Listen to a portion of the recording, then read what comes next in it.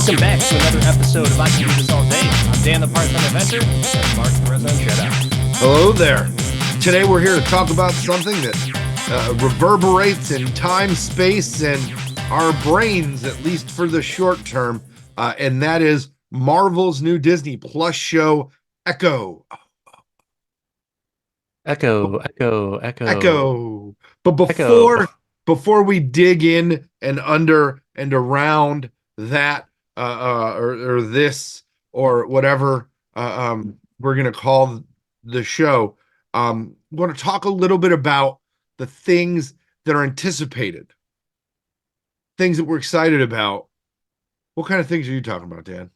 Ooh, there's some good stuff from Marvel, and I'm super excited about it. We talked a little bit about Deadpool 3 before, but some more set photos came unleashed on the interwebs recently. Have you seen any of them? Staying spoiler free, baby. Deadpool 3 stuff. Sorry, you're going to get some spoilers from these set photo leaks, but there's going to be a young Deadpool, which has like a little bit of like a ponytail, kind of Thor-ish hair. And Dogpool has also been released, but that's been a little bit of time from before. So that's going to be interesting. As more stuff comes out about Deadpool 3, I'm trying to stay spoiler free.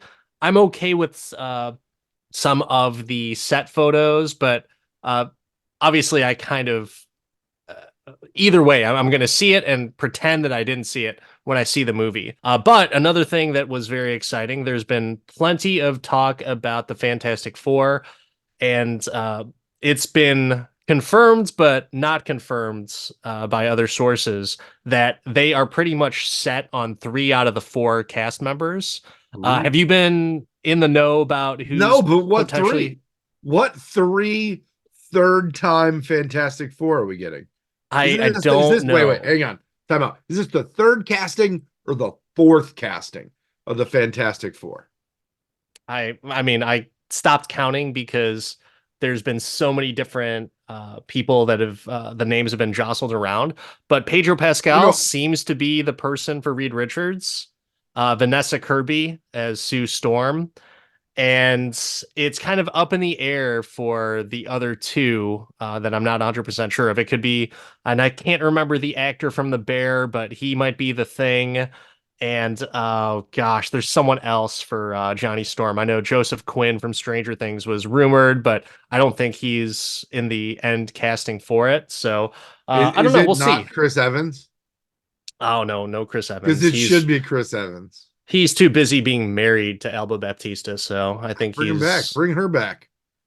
Bring her back. Betty. She's never been in one. She can play Betty. Yeah. There's there's also talk about Anya Taylor-Joy being Silver Surfer, which that's something I want to talk about. Any thoughts on doing a gender swap on the Silver Surfer? They wouldn't have to do anything but paint her silver. It's so perfect. It's the easiest CGI ever.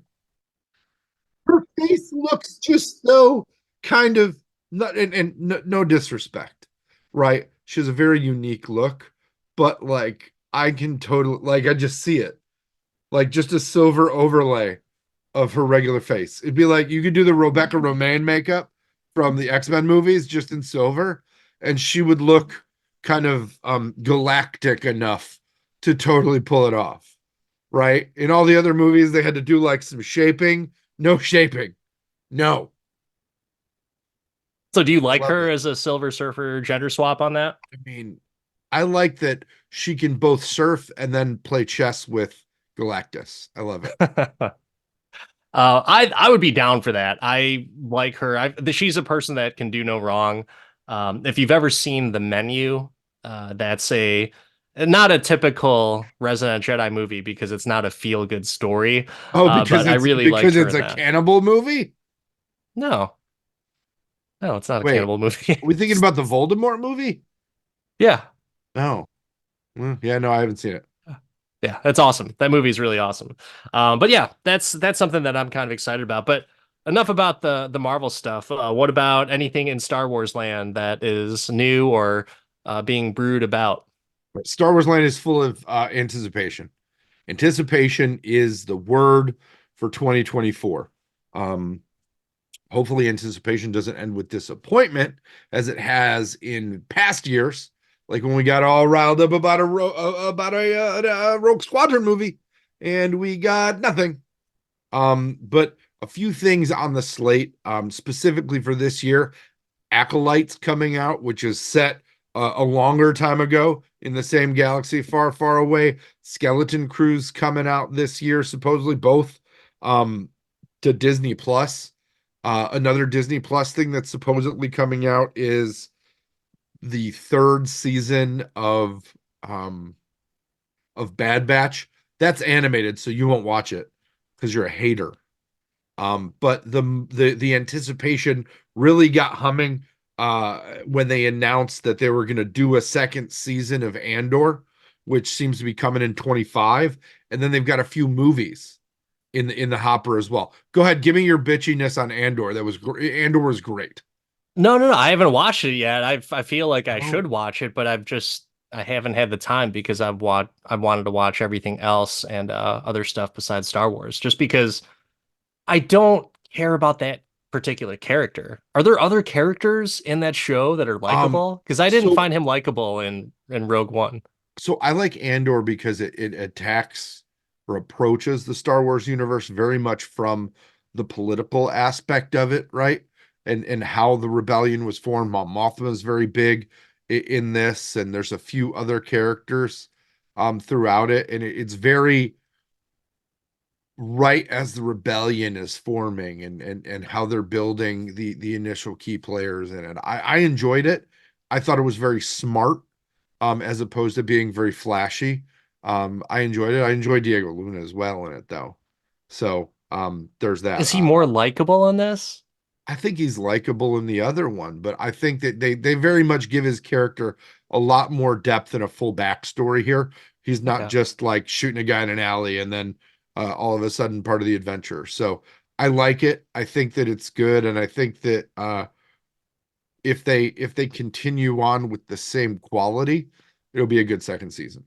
Like Okay. I would watch it. And again, I'm not opposed to watching it. It's just that it's not I animated, so you'll watch it. there's nothing that I have invested in because I don't like or know any of the characters besides Mon Mothma, who you just mentioned. But even then, I don't really care for her. It's just I don't know. We'll see. Maybe we'll watch it for the podcast. I mean, I think I owe you uh some Star Wars stuff just because we watched quite a bit of Marvel Hey, stuff. we can do Some we by can my do recommendation, some not. But hey, I feel like Andor season 2 can be episode 200 because it comes out in 25. So we've got some time.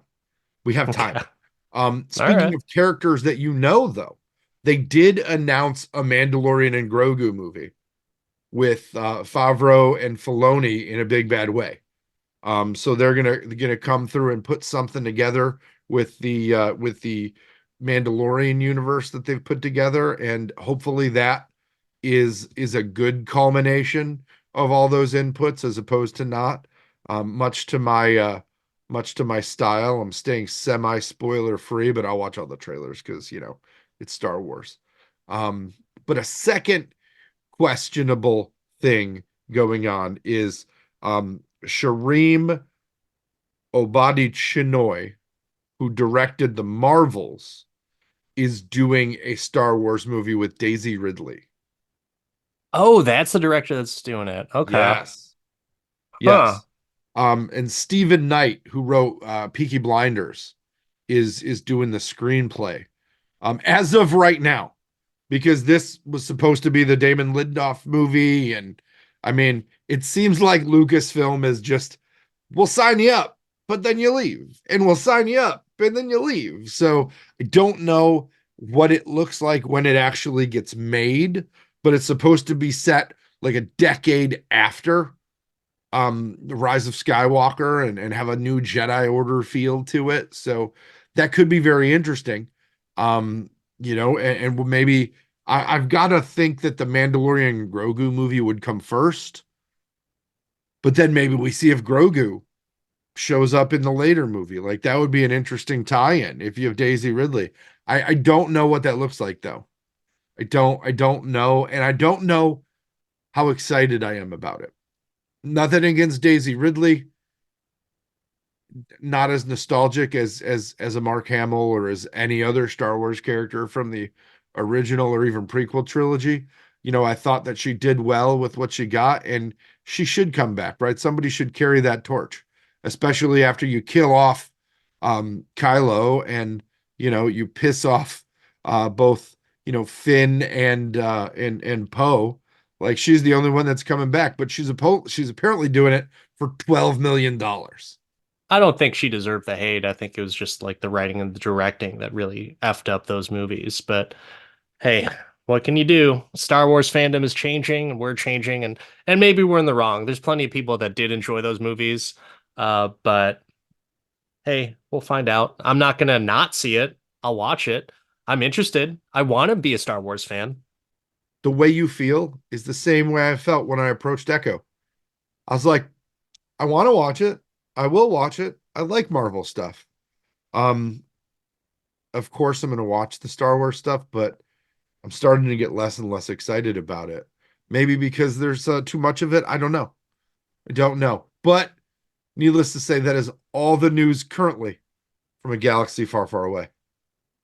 Well, let's go to the galaxy here, here, and here with our review on Echo. So, Echo, the last time we saw her, she was introduced in the Hawkeye series, which, in my opinion, was probably one of the better Marvel series, if not the best. Definitely a sleeper in my eyes, where I thought, like, okay, how good could this possibly be? No one cares about Hawkeye, even though I think Jeremy Renner's a badass. And proof that he's a badass is, 10 months after recovery, he's doing like crazy exercises and stuff. So good for him and his road to recovery. But after seeing her in Hawkeye, I remember what I thought about that character and the actress specifically. So she is not an actor. It was her first acting gig. She basically had got the job due to a casting call, and I wasn't really a big fan of hers because she kind of had what I called like I have to go to the bathroom face every time she was frowning. It just reminded me of my toddler whenever he had to go number two. But I really talked shit about her in the Hawkeye series. What did you think about her? So you mentioned that that was one of the better Marvel series. I think that was a series where none of us expected anything to be good. So it being okay made it good, right? I think that it fed a lot on Jeremy Renner, and if he wasn't in it, and just kind of his quipness, um, I'll tell you this: I didn't even think about rewatching it before this for any kind of context. And I mean, obviously, it's been over a year since I've watched it. I was like, nope. And I think I misremembered a lot about this character because I thought there was some kind of power or some kind of excessive skill that she had. Um, and she didn't. Yeah, just a normal It person with just some was deadly just, skills. That's all. kicking people with a fake leg and sweeping the leg a lot. Sweep the leg. Um, but yeah, I for some reason thought that there was some kind of, I mean, that in that series they had given her some sort of something, right? Or there was something exceptional, and yeah, I really didn't feel the exceptional. So going into this, I was like, much to your point, I didn't care that much about this character. So there better be something awesome about this character to earn her own series. Not the Okay. first person from that show that I would give their own series.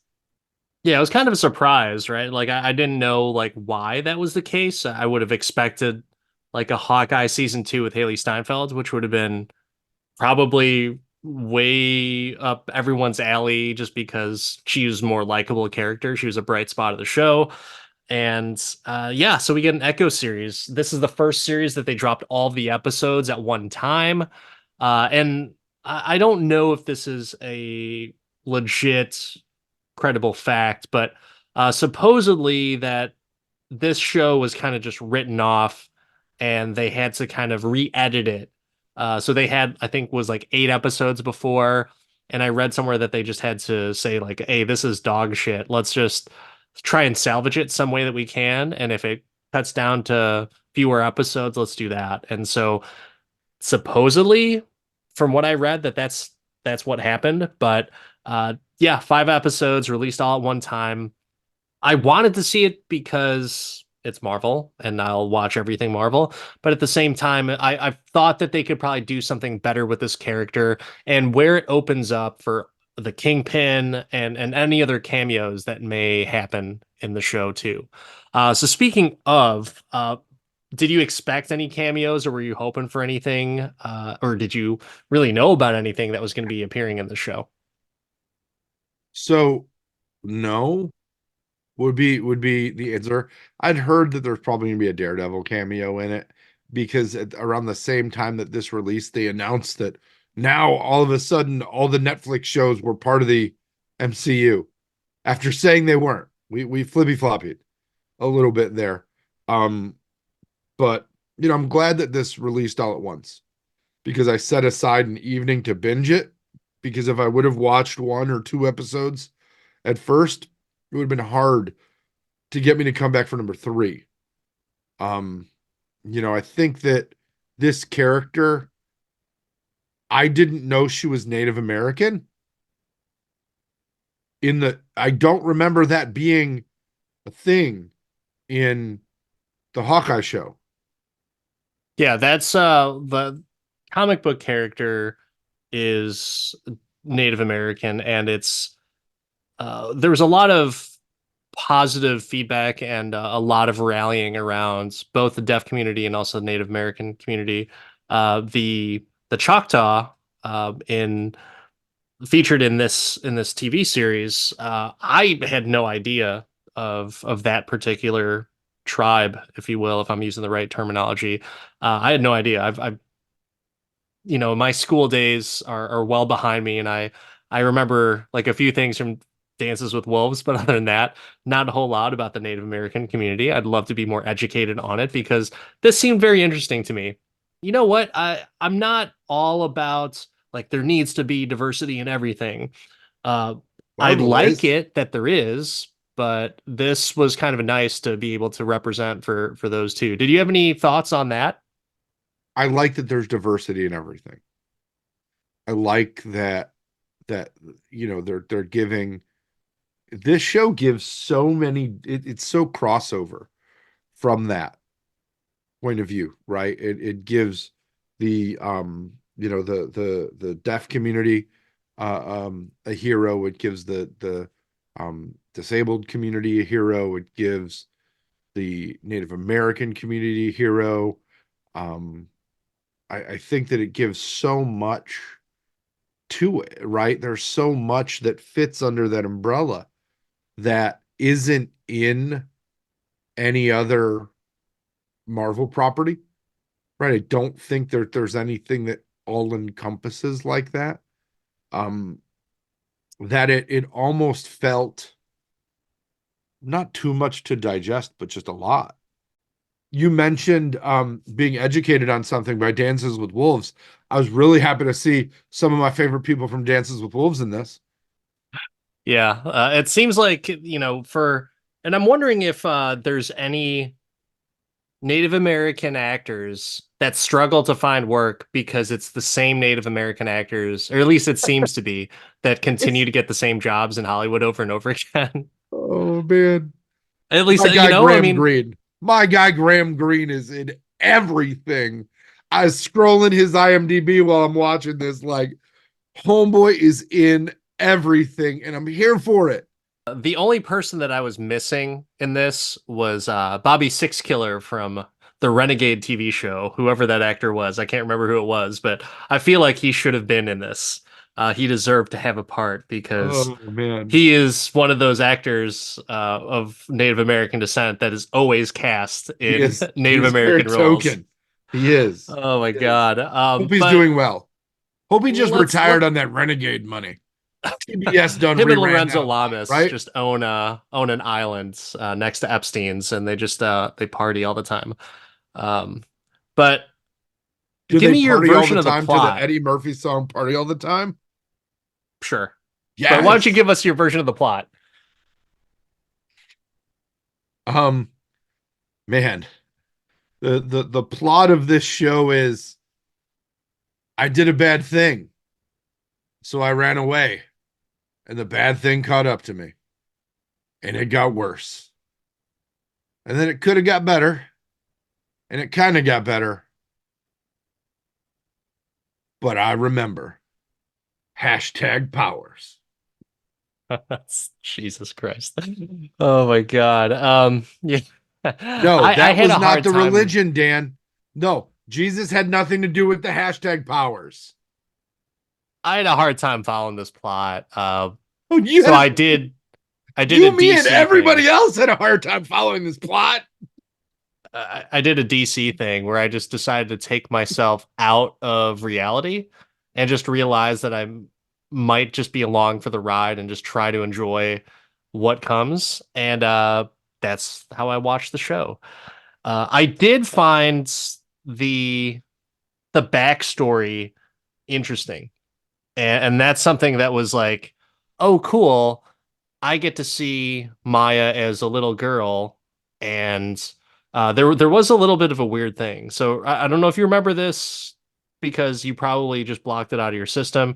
I think we all know where this episode is going, or at least you think that this episode is going that way. But remember at the beginning of the episode or the first episode where her family's around a campfire and they're signing, talking a little bit slower, and then Maya is in And the tent with Bonnie, right? So I got a question for you. Why was Graham Greene signing and talking very slow while Maya was in a tent? Because everyone else could talk and hear normally. maybe he was trying to learn sign language so he could do the thing with the grandma. I don't know. God damn you. I apologize for all of our American Sign Language speaking people that might be viewing this, but those are offensive hand gestures. And how dare They you? weren't that bad. I talk with my hands, but just not like that. How dare you? How dare you? Though But the one thing about this episode I will say, and maybe we should take away from this episode and add it to our podcast streams. But um I'm gonna be honest with you. At the beginning of this, the subtitles were on, and I thought there was something wrong with my Apple TV. So I just tried to turn off subtitles, and I'm like, the subtitles are off. And my wife's like, that's because they're signing, you idiot. And I was like, good for oh, okay. Like good for your I wife. didn't, yeah. Well, I mean, it's easy pickings. It's easy pickings there. But I literally like I wasn't they kind of just dropped you into it and not a character that you remember being deaf. I just didn't it just didn't get there. I just didn't get there right away. It took me a second. Okay. Apparently you didn't watch the Hawkeye series because it all revolved every scene she was signing. So I haven't you watched the must Hawkeye series in a year and a half you must because have I watched the wasn't Hawkeye rewatching it. series and Black Panther Wakanda Forever at the same time, and you just didn't watch it because you have very weird Dude, recollections or I've not watched recollections of that. I think there's been how many episodes since we did the Hawkeye series? So that's how long it's been since I've seen it. I one and done that one. I do not think I did that one all day. Hmm, And if I interesting. did, I was wrong because I We haven't. didn't review it for the podcast. We didn't do Hawkeye for the podcast, but Well, I wonder why. because TV shows, man, TV shows take a lot to watch and a lot of time, and we just don't normally do it. But we will make exceptions, and this happened to be an exception. But so the backstory for Maya, I thought that was kind of interesting, and the Daredevil fight we'd meant or you had mentioned that there was going to be a Daredevil cameo in there, and I knew of the cameo. Um, that was that was cool. I think we'll talk a little bit about that later. If anything, you know what? I think we should watch that fight scene a little bit later, just to kind of give our little critique and review on that, and just kind of get our juices flowing before we answer that pivotal question. Yeah. But what about the Choctaw backstory and flashbacks? What were your thoughts on those? I was like, is this an Eternals thing? Are they finally flipping the Eternals back into this? Who are these? Who are the people under the ground? Is this Wakanda? What's going? It didn't it. It felt kind of Wakanda-ish with the glowing water and like the glowing herb thing that gave him special powers. But then the world. I thought it was like aliens at first, right? I thought it was another world. I thought maybe they were going through a multiverse portal. I was just trying to figure it out. Like this, this doesn't. Okay, okay, the sun must be really hot because it melted all the mud off them or cracked up the mud. I thought that they were maybe they were just dirty, right? Because that was a thing. Natives used to use that as I don't know, maybe. Careful, I careful. trying, I'm trying, but I just didn't get it. I didn't get it, and then I got it. I was like, okay, so they're saying that the Native Americans came from under the ground. Okay, first time I'd heard that one.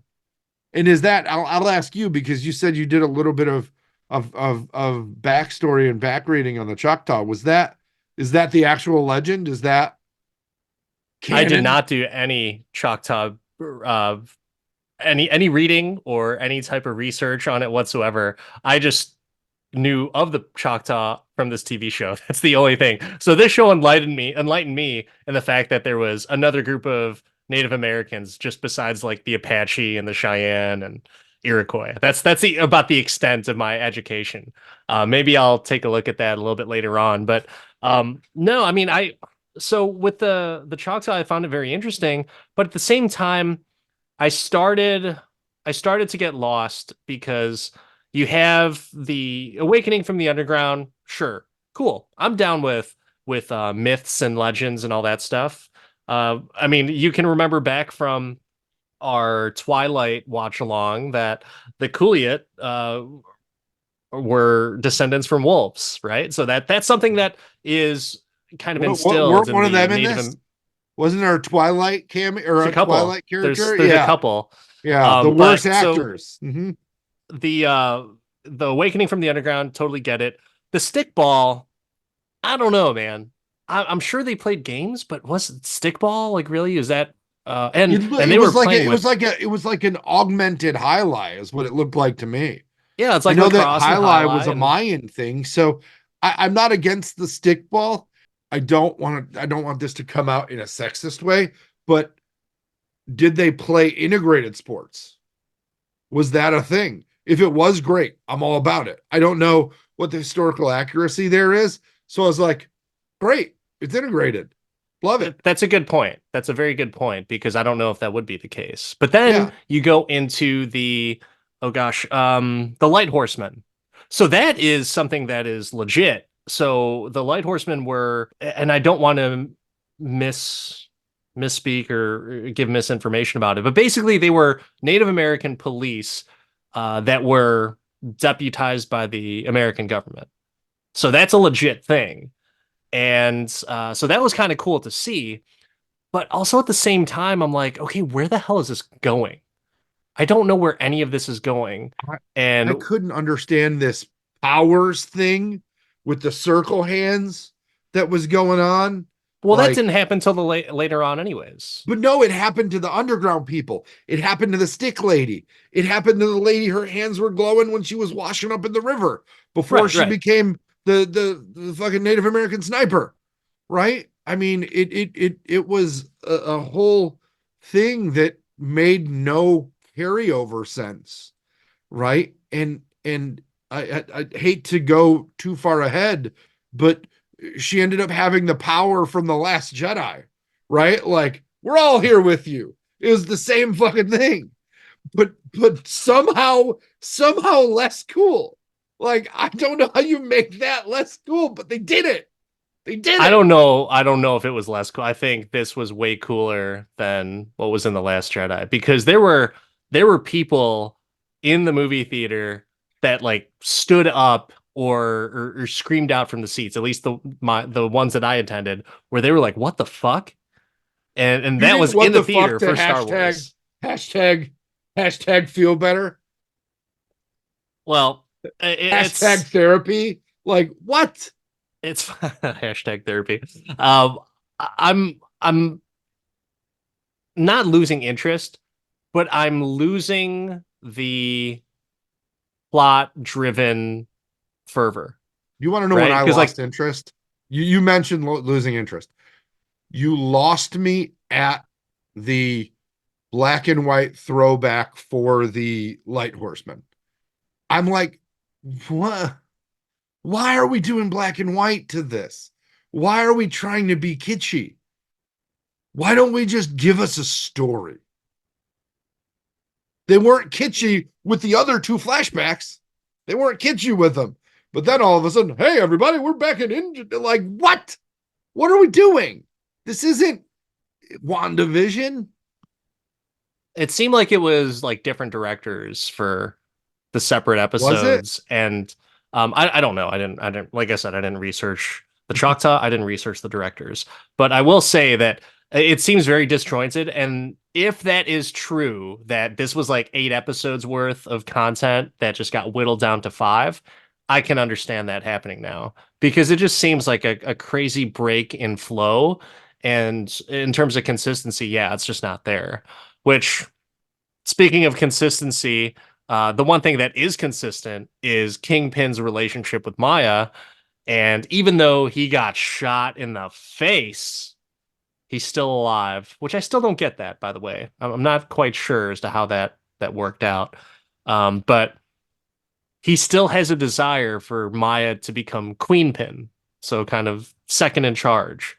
Uh, I didn't get that at all. I understand, Kingpin raised her as his own daughter. So there is love there, and he was probably super surprised that he got shot in the fucking face.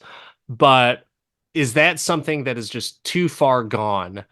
And because it all revolves around Kingpin going after Maya and Maya trying to go after Kingpin, even though he's already dead or she thinks he's dead, it's conflicting as to who's a bad guy. Is there a bad guy? What's driving the plot? What's driving Maya's actions? And what does Kingpin want from her in the long run, right? Like that gets me. So during this, I had to Google Kingpin's powers because I'm like, she shot Marvin in the face. He should not be hanging around. And it's like his powers are peak human strength and increased human durability. He's a big, muscular dude. That's what he He, is. It so looks like he's so fat, but he's just really the muscular. muscular thing I don't know about. I did No, that's have one. 100% true. I understand that. I've seen the comic drawings. I've also seen the series. Um, and he looks like fatter Gomer Pyle in this. For those of you that have seen Full Metal Jacket, I loved this only because I was like, oh my God, Gomer Pyle's getting like every time he gets angry in this, all I see is Full Metal Jacket.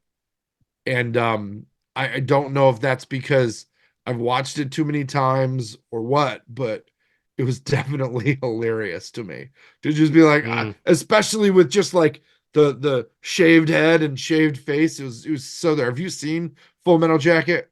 I have multiple times. I think you're losing. Mm. I think you're just making a big joke about everything about the show now because he was a big, big bright spot in Daredevil, and his character is very consistent in this as well. Same thing with the Hawkeye series. So I don't know, man. I think you're in the wrong about it being humorous, because he was probably the best thing about this show. Oh, it wasn't And humorous. I found it funny that the same emotions that Vincent D'Onofrio had to call on for this, the confusion, the anger, the rage, I thought came out of that character in Full Metal Jacket too. And that's just where my nostalgia was. That was the most nostalgic thing to me in this entire show was bald and clean shaven Vincent D'Onofrio. you're pretty much right though, because in the I don't did you watch the Daredevil series on Netflix? Well, No, now Disney Plus. I did not. I was not. S- I was not into all of those subtext pieces, and I felt that that left me really kind of short on this. His version of Kingpin compared to like Michael Clark Duncan's in the Ben Affleck Daredevil, Mhm. which by the way, Ben Affleck was the bomb in Phantoms. Word, Um, fan, word, bitch. Phantom's like a motherfucker.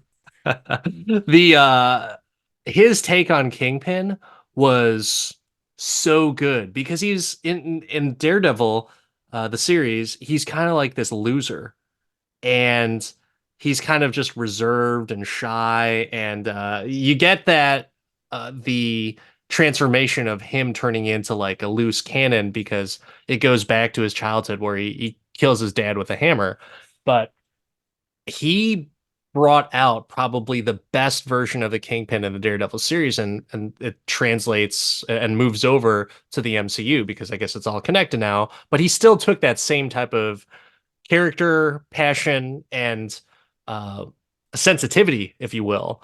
So it's very interesting to see him do that. But you're absolutely right. If I mean, and maybe I misinterpreted what you were saying. I was thinking maybe you thought he was like a shitty character because it was just funny. But no, he's a pent up aggression, abused guy. And he's just like this big ball of emotions. He's almost kind of like the Hulk, except more violent and deadly, if that makes sense. So like he's a very patient guy, but you see in the flashback where Maya was getting mistreated by the I think it was like the ice cream guy. He goes and beats the shit out of the ice cream guy. It's kind of like that kid in grade school, or maybe if it was you yourself or anything like that, where you get so worked up and then you just start wailing on someone and just start crying like, I hate this. Like that's that ball of emotion that like the only way for him to deal with it is just to beat the shit out of that guy because he doesn't want to see Maya, his almost, adopted daughter, if you will, be hurt like that. He doesn't want to see that mistreatment. So Kingpin's kind of a good guy in that sense, but he just can't control his emotions and his rage. So that's where his villainous side comes into play. But yeah, I thought he was a really good high spot to that. And he looks kind of comic accurate in Hawkeye and this because they definitely like beef up his physique, whether they put extra padding into his suit or, do an enlargement of his character on screen or something like that. So he's definitely not that big, but he is a big dude. But they definitely pad that up like the comic. Yeah, he definitely had some shoulder pads rocking, which is fine, Yeah. right? Like again, Vincent D'Onofrio was a bright spot in this. What did you think about when Maya's powers manifested? When the character doesn't understand the power and nobody explains the power, and you don't get an example of the previous person utilizing, like when none of that's there, but then all of a sudden it is. I don't think that that's a fair treatment of the audience, right? I don't think that we were supposed to go and read backstory from random Daredevil on this, right? I just don't. I don't know.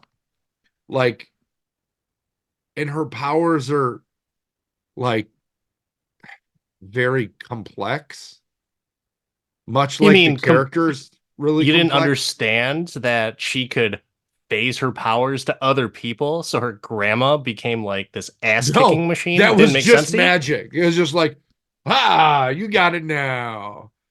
That was But awful. it had to Oh my be, God. but it was only people apparently that shared her bloodline. Yeah, I don't know, man. Sometimes like cousins don't really share enough of your bloodline. So I don't know where that kind of comes into play. If And that's the sometimes you call case, somebody your cousin, but they're not your cousin. the oh gosh, what's his name? Chasky Spencer, who from Twilight fame, Sam, the leader of the Wolf Pack, not the NWO, but the Wolf Pack in Twilight. He was family, so why wasn't he able to You get some of know, them powers, you because know? because apparently it only passes to the females in the family. Sexist. Just I, and Which and the way they explain the hold powers, on. Before we go on, because I really want you to know this too, because you talked about it a little bit earlier. But I don't know this actress's name. It's not on the cast list that I have in front of me right now. But Leah from the Wolfpack in Twilight is also in this movie. She is one of the original Choctaw in the beginning of the series. So Just want to throw that Twilight stuff out for you. For those who don't know, we did a Twilight watch along as a punishment for Mark because he lost a bet, and oh, it was glorious. I'm trying to think of where my thought process was going there, but in the manifestation of the powers, when they finally explain that like her mom could hashtag heal people, all I could think of in the bird scene was the Forrest Gump thing, where they're like, pray with me, Forrest. I want to be a bird. I want to fly far away from here because I wanted to fly far away from this show. At that point, I was just like, what? Huh? I can't. How do you keep that secret? You know, Right? Like how did nobody else know? so her mom didn't know. But her mom said she was a healer. So her mom knew. So there's one, you bring up the healing point. There was one thing I was watching, or one thing that I thought while I was watching the car accident scene. So later, I think it was episode 4 or 5. I thought it would have been really cool if this happened, where they get into the car accident and Maya's actually dead. And her mom hashtag heals her. And then she's the one, because she used all of her life force to heal Maya, that's why she died. I thought that would have been a nice, Another full great circle. steal from the Rise of Skywalker. That would have been another great pull. Great But pull. but it would have made sense for this plot, right? Like that could have, given a little bit more context as to like there should have been some type of line at the beginning where it's like Maya should be dead. She's really lucky. And then in the flashback later on in the series, it's like, oh yeah, she did die. Her mom saved her, and that's why she was positioned the way that she was. Like that would have made me happy. And I wasn't thinking of Star Wars. I'm trying to, keep it blinders on, not to think like everything's stealing from everybody, because at this point, I think everyone could make the case that they're stealing from something else because there's been so much content out there. And whether it's intentional or not, there's been plenty of times where I'm sure in conversation that we've probably thought we said something original and someone calls us out like, oh yeah, the Simpsons did it back in '97. I mean, that's true. So let me ask you one more question about this power that her mom had. If you have the power to heal, why is your daughter still deaf? I mean, sometimes you don't need to fix something that if it's not necessarily broken, it's just different. So if they did the scene that you were talking about where her mom heals her in the car and she got her hearing back, that would have been, then you would have got me. Then I'd have been okay. Oh Like God. her heals the leg, heals the hearing. Mom gave me this, but I'm also mad. Like I know that takes away all of the coverage that we give this hero, right? From being able to touch all these areas, but adding the healing part of it, like then you have this power, but you don't just hashtag the ear, just one ear, not both ears, just one. Just give her one, just Jesus one. Christ. Oh my But I God. doesn't Yeah. that It, just it doesn't is that a hashtag rewind healing? Like the bird was fine before I hit it with the rock. Maybe that's what she's doing. But it just doesn't, if you know, and she was not like her mom didn't discover this during this she was sad for the bird and her tear yeah. was Yeah. It's not like she had discovered her it. fingers there just She by just didn't was chance. like, oh my, you can't, oh my god, my hands are glowing. Like she had the fingerings down She for was this. she was literally the first person that could have done the catchphrase hashtag blessed because she certainly blessed the hell Yeah, out of that bird. but I mean, she could do it. So like, Okay, if you want to go down that, I'll answer your question in terms of the healing part. So Alaqua Cox was actually born deaf, which is very very admirable in my opinion because not only does she have, and she has said this before on talk shows that like the Jimmy Fallon show, she speaks about it as a disability, right? mhm. And it certainly is a challenge to say the least, right? It's not easy to go live in this world and be deaf and have a majority of the people not understand you, right? But if that is the case, and this is the same case with Maya, if she was born deaf, maybe you can't fix that. Maybe you can't hashtag bless that. So Well, that that's what I mean. there's Like, I just need to know the extent. What's the extent of the powers? I know nothing about it except they glow. They glow, and we can put the diamond up, right? Right. We DDP'd Kingpin, and he was happy, and he's going to be the mayor now. yeah, Like, it's not yeah, not really sure. But that final festival showdown, how ridiculous was that? How ridiculous. Biscuits, who we haven't mentioned in this episode. Biscuits Biscuits number was one a is bright spot for me. yeah, I awesome name. liked Biscuits. But who the hell is going to be like, you know, I think Henry, Sam from Twilight, Henry was saying like, "Hey, yeah, do you have any guns?" And he's like, "I got something better than guns." At that immediate part, I was like, I don't know. I think he could probably use some guns right about now. I don't think anything's better than guns at this particular moment. And so a monster truck is going to be the better thing. Like, no way. People will shoot at the monster truck. So that just, it was like a fall flat Where are you getting a moment for lift kit Biscuits. in that junkyard full of minivans? Hey, he's Like, resourceful. I just he Biscuits must. and the Native American people are resourceful as well. I So Yep, I'm yep, fine with that's that. it. How do you not hear the monster truck coming? Were all of the assassins in the vans deaf? Oh my God. They were fucking useless. Like, Is and no one thought something was up when they've got the Choctaw Festival, the Powwow Festival going on, and no one thought it was weird that the security were a bunch of white dudes. Like, wouldn't they kind of keep at least some of those jobs in-house? I And mean, all of the white dudes were security. Strange. I Something's going on here, Mark. I don't know. This doesn't I seem got right. nothing. I it was Yeah. Well, something that we do have is the clip of the fight between Echo and Daredevil, which I want to take a look at and check out. You want to talk through that and check it out for the listeners and the viewers? roll that beautiful bean footage.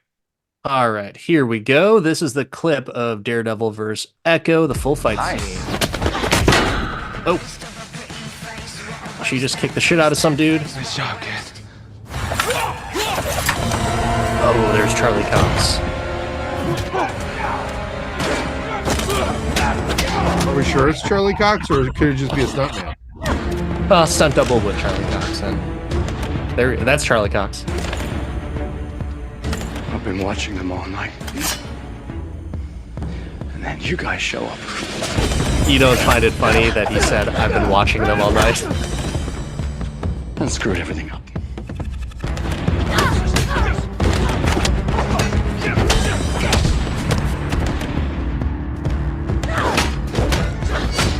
Kudos to Alakwa Cox's stunt double too. She's a badass. These are some really awesome, high-tech, efficient martial arts movements. And so that part right there, I thought was really cool because she would hold on to her leg. That's her prosthetic leg, just to get a little bit of extra torque on it.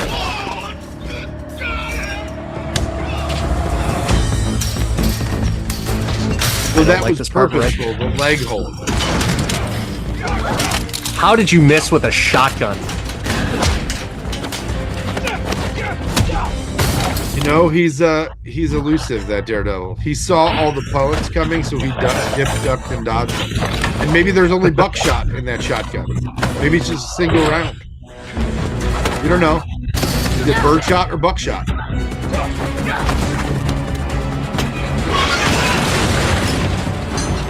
And those shelves are heavy. And that's it.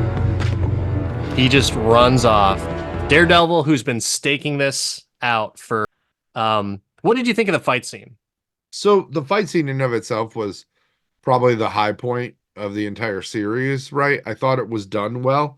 Again, I gave it like a Wickish recommendation, but it didn't fit to the rest of the series. Like, nothing else in the series was that good. And why did she get captured if she was such an ass kicker? Like it makes no sense later on, right? Like the fucking roller skate guy and the weird hillbilly sisters subdued her.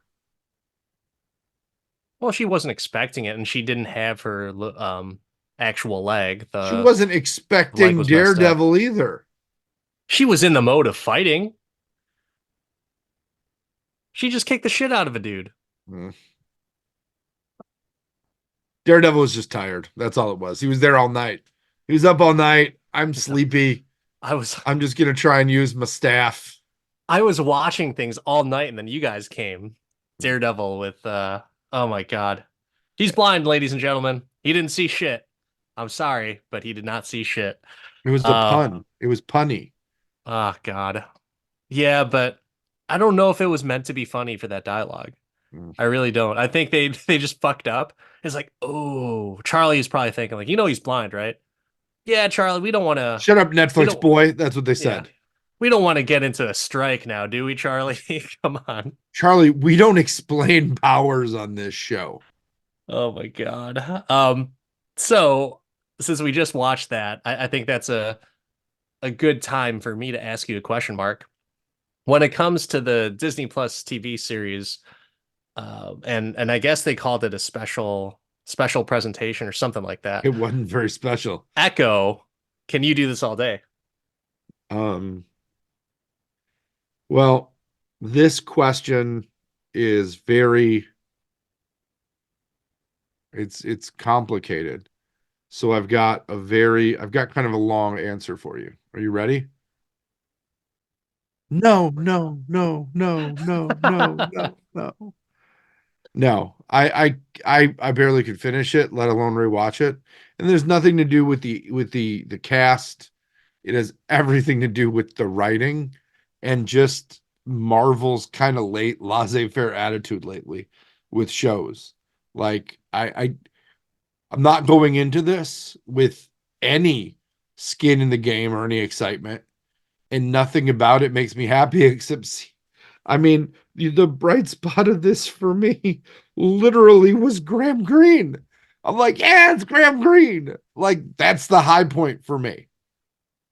Um, they did some cool technology stuff with Kingpin, and he had his fancy regenerative eye patch, but the long and the short of it is I was happy it was over.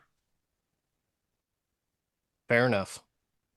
Now I've been extra critical of this, so I want to bring the Marvel lover and representative of our podcast to the table and ask you, Danny, can you echo all night long and Choctaw every day? All right, so to break it down how I normally do, right? So the action I thought was good. The Daredevil fight scene I thought was sweet. Even the thug fight scene before that was pretty awesome. And I was in. I'm glad that they showed that in the first episode because I'm like, all right, sweet. We've got some potential for the rest of the series. And they went more creative, which I don't see that as a bad thing for this. But I did notice, the plot was suffering because of it, right? Because you need to have something that's going to drive the story.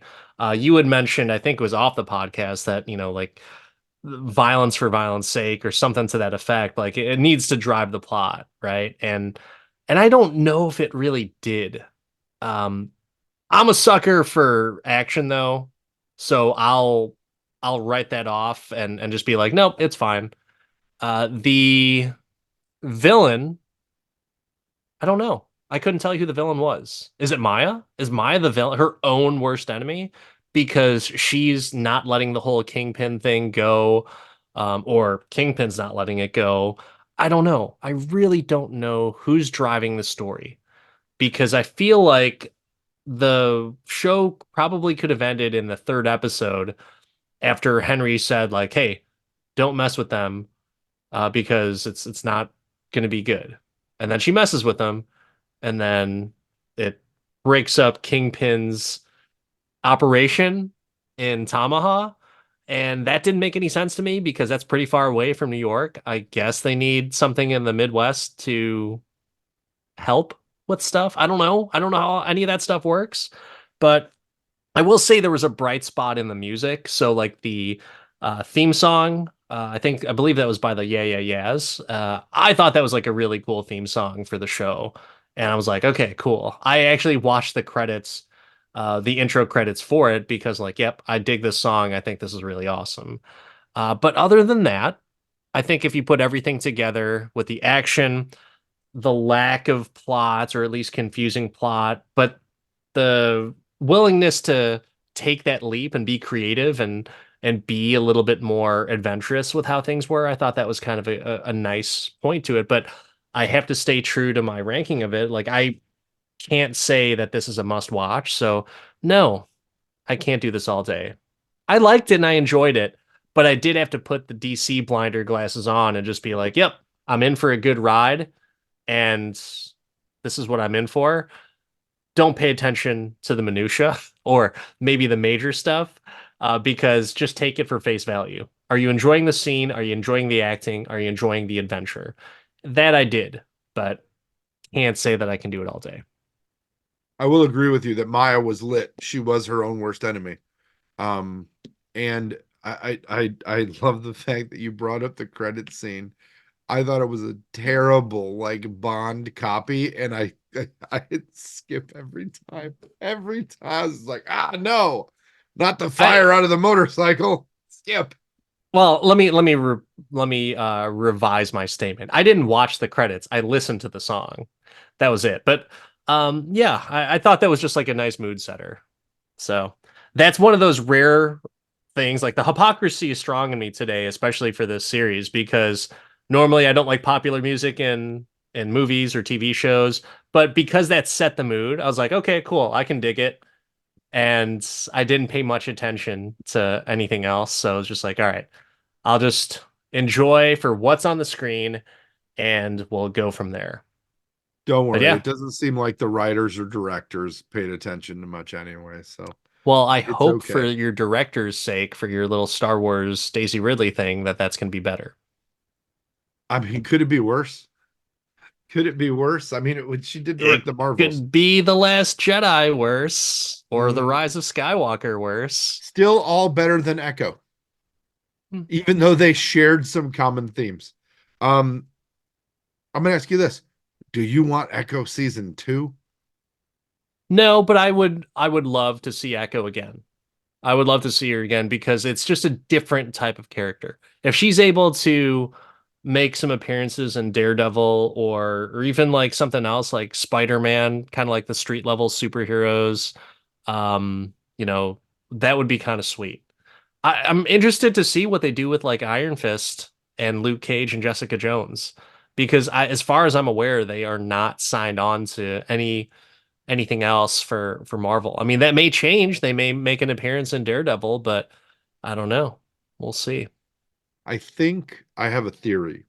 Um, and I know we talked about Marvel news and Do we notes have a wager earlier. right now? Can we preemptively It's not wager a this? wager. It's just a Okay. theory. All It's right. just a theory. There's no tangible right or wrong to this, but it would seem to me that Disney, because of, due to the lack of like high regarded reception of the more recent Marvel cinematic entries, may be returning Marvel to its streaming service roots with, the Netflix series, and things may come out more heavily with the street level crew, right? And it may be something that they maximize a lot of the series on Disney Plus, and that's it. Like, and maybe a lot of these things that we're talking about that could be movies end up being Disney Plus shows, and maybe they don't do a lot of movies. Maybe they do one or two a year, or one or two every few years. Maybe they dial it back a bit. Um, I don't know what that looks like, but with the quality waning and them all of a sudden taking these street level heroes and bringing them in and say, no, this is really part of our thing. It was there the whole time. I could see them shying away from movies. I could see them dialing it back to now balance all these series at once. And that makes me sad in a way, but also like, what's the last good thing Marvel did? Like Secret Invasion wasn't even that amazing. And that's been my favorite Oh, thing that was they put awful. out. I will say that this was better than Secret Invasion, I think. No. Well, I mean, that had Samuel L. Jackson, so it automatically wins. Yeah, but it had Quagmire, Amelia Clark, where like she flexes her one arm and gets super huge. It just reminded me of that Don't be Family mad Guy about her gig in the episode. arm.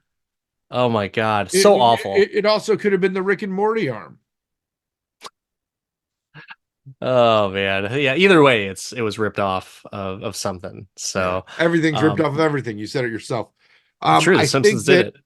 I think that we'll see what comes next. We'll see how some of the things we talked about early on come to fruition. We'll see what the next Marvel show is. We'll also see what the next episode of the I Can Do This All Day podcast will be.